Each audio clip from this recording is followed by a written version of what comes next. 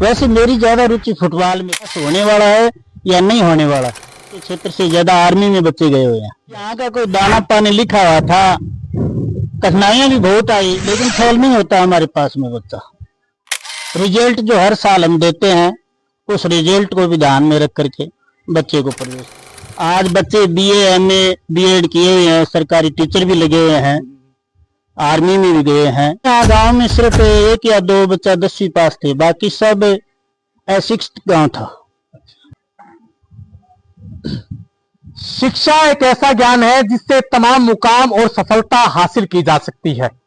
इसी को लेकर आज हम एक ऐसे विद्या के मंदिर में मौजूद हैं जहां संस्कार, अनुशासन और सुनियोजित व्यवस्थाएं जो है वो दी जाती है। बिल्कुल मौजूद है हम सरस्वती बाल निकेतन उच्च प्राथमिक विद्यालय चक 16P और हमारे साथ इसी विद्यालय के संचालक मार्गदर्शक ओम प्रकाश जी डूडी मौजूद है। हम आज शिक्षा से ओतप्रोत इनसे बातचीत करेंगे, किस प्रकार इनका रिजल्ट रहा, किस प्रकार की एजुकेशन जो है वो यहां दी जाती है। सर, सबसे पहले आपका बहुत बहुत स्वागत है। बहुत बहुत स्वागत है आपका और आपके चैनल का। ओम प्रकाश जी, इस बार के परिणामों की अगर बात की जाए तो विद्यालय परिवार के द्वारा किस प्रकार का परिणाम जो है वो रहा है? हमारा परिणाम सर वैसे तो 2000 से ही अब तक 90 और 100% परिणाम रहता है। तो उसी तरीके से क्या गया, हमारा सदाबहार परिणाम 100% परिणाम हमारा इस बार भी रहा है। और उसके अंदर 80% बच्चों के फर्स्ट डिवीजन से उत्तीर्ण होते हैं और बाकी कुछ कमजोर बच्चे होते हैं वो पास मार्क से उत्तीर्ण सेकंड डिवीजन से हो जाते हैं, लेकिन फेल नहीं होता हमारे पास में बच्चा। सर, ये बहुत बड़ी बात आपने कही है कि आज तक का रिकॉर्ड ये है कि हमारा कोई भी बच्चा जो है वो अब तक फेल नहीं हुआ है। सर, अगर बोर्ड परीक्षा परिणामों की बात की जाए तो वहां क्या रिजल्ट रहा है? बोर्ड परिणाम के अंदर हमें 10वीं और 12वीं को कोचिंग करवाते हैं, तो उसके अंदर भी हमारा क्या है कि 100% परिणाम रहता है और उसमें भी 80% बच्चे हमारे प्रथम श्रेणी से उत्तीर्ण होते हैं। अच्छा। हाँ सर, अगर विद्यालय की स्थापना की अगर बात की जाए, हाँ, तो विद्यालय की स्थापना कब हुई, किस प्रकार की इसकी शुरुआत की गई और किन किन कठिनाइयों का जो है वो सामना करना पड़ा? विद्यालय की शुरुआत सन 2000 में की थी मैंने। तो उस समय यहाँ गांव में सिर्फ एक या दो बच्चा 10वीं पास थे, बाकी सब अशिक्षित गांव था और यहाँ एक भी सरकारी कर्मचारी नहीं था गांव के अंदर। आज हमारे गांव में सरकारी कर्मचारी भी हैं और अशिक्षित या अनपढ़ तो कोई है ही नहीं। आज बच्चे बीए एमए बीएड किए हुए हैं, सरकारी टीचर भी लगे हुए हैं, आर्मी में भी गए हैं, मेडिकल लाइन में भी हमारी तरफ गांव से बहुत सारे बच्चे गए हैं। सर, अगर बात की जाए आपके मन में ये जिज्ञासा उत्पन्न कैसे हुई कि मुझे 16P जो अनूपगढ़ तहसील क्षेत्र का गांव है वहां हमें स्कूल करना है, यहाँ के बच्चों को एजुकेशन देनी है, ये दिमाग में आपके कैसे आया? ये तो बस यहाँ का कोई दाना पानी लिखा हुआ था, कठिनाइयां भी बहुत आई, लेकिन फिर भी क्या है कि इस गांव का ही कोई दाना पानी लिखा हुआ था जिसके आधार के ऊपर यहाँ बैठे रहे और गांव के लोगों ने सहयोग भी किया, बहुत अच्छा सहयोग किया।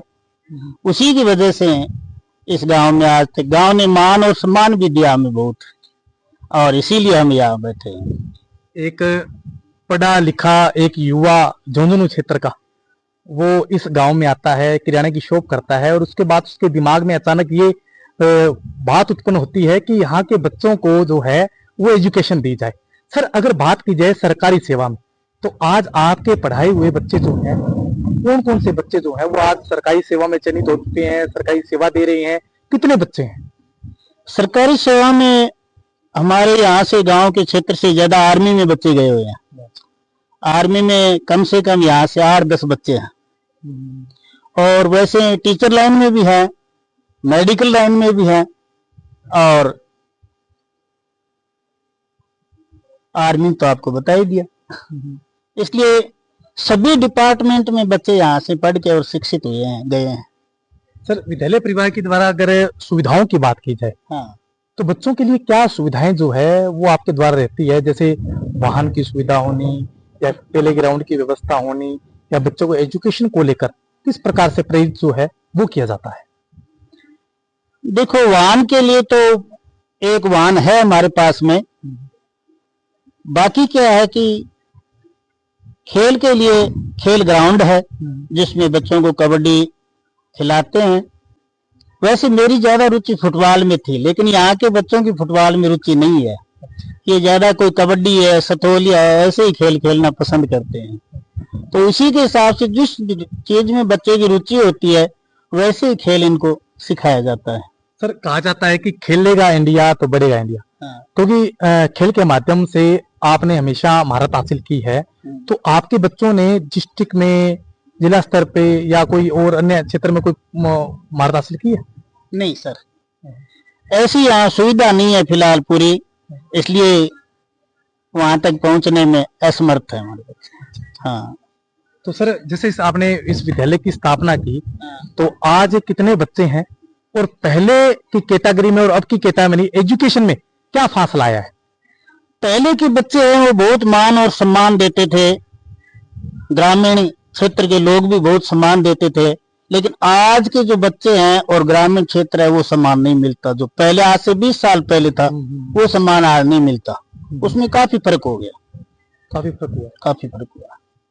तो सर, अब जैसे नया सत्र शुरू हो चुका है तो इस विद्यालय में बच्चे एडमिशन कराए, किस प्रकार से आप लोगों से अपील करना चाहोगे, किस प्रकार से लोगों को संदेश देना चाहोगे?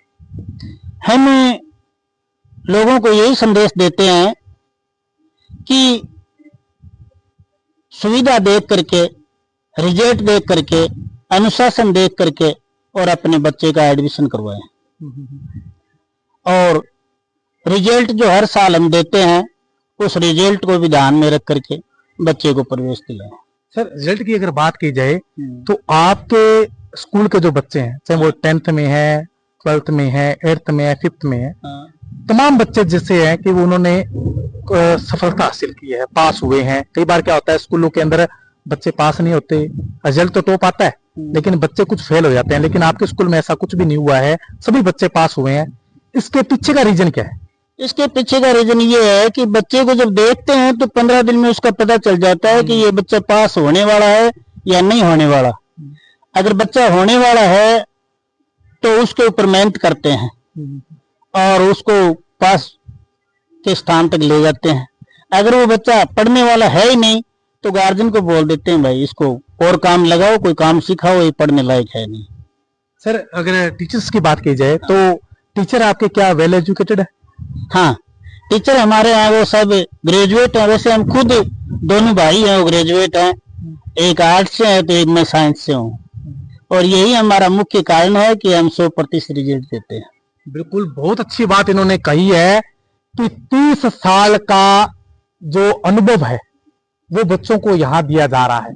झुंझुनू क्षेत्र से यहाँ आते हैं और 16P में एक ग्रामीण अंचल, ग्रामीण प्रदेश के अंदर एक विद्यालय की स्थापना की जाती है और आज लगभग हजारों बच्चे जो हैं वो सरकारी सेवा में हैं। और इसके साथ साथ विद्यालय के द्वारा जो रिजल्ट है वो 30 सालों से लगातार बेहतरीन दिया जा रहा है और एक ही लक्ष्य है कि बच्चे को अच्छी शिक्षा दी जाए ताकि वो अपने पैरों पे खड़ा हो सके। मैं मेरे सहयोगी साथी राकेश के साथ विकास पारिक,